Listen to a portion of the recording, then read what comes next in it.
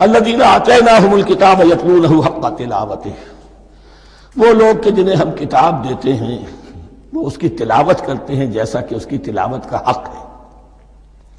اس پر میں نے اپنے کتابچے میں بحث کی ہے، تلاوت کا اصل حق کیا ہے۔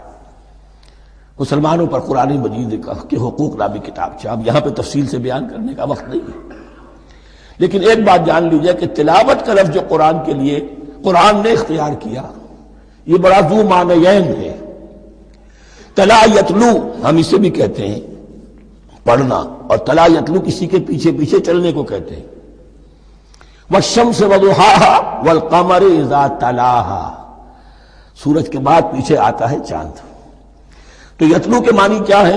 when you are reading the book you are following the text۔ بعض لوگوں کو دیکھا ہوگا انگلی ان کی چلتی ہے ساتھ ساتھ، وہ بیچارے زیادہ ماہر نہیں ہیں تو تاکہ نگاہ ادھر سے ادھر نہ ہو جائے، ایک سطر سے دوسری سطر پر نہ پہنچ جائے، انگلی بھی ساتھ ساتھ پھیرتے ہیں، تو فالوئنگ دی ٹیکسٹ۔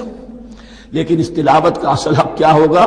جب آپ اس کتاب کو فالو کریں، اسے اپنا امام بنائیں، اس کے پیچھے چلیں، اس کا اتباع کریں، اس کی پیروی کریں، جس کی کہ دعا ہم کرتے ہیں وَاجْعَلْهُ لَنَا إِمَامًا وَنُورًا وَهُدًى وَرَحْمَةً، تو اللہ تو بنائے گا ہمارا امام اس کو اسی وقت جب کہ ہم فیصلہ کر لیں کہ ہم اس کتاب کے پیچھے چلیں گے۔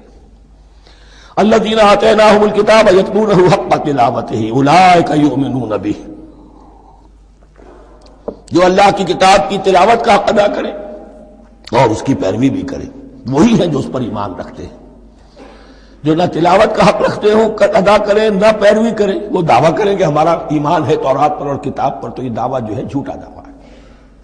میں وہ حدیث آپ کو سنا چکا ہوں، ما آمن بالقرآن من استحل محارمہ، جس شخص نے قرآن کی کسی حرام کردہ شے کو اپنے لیے حلال کر لیا، اس کا قرآن پر کوئی ایمان نہیں۔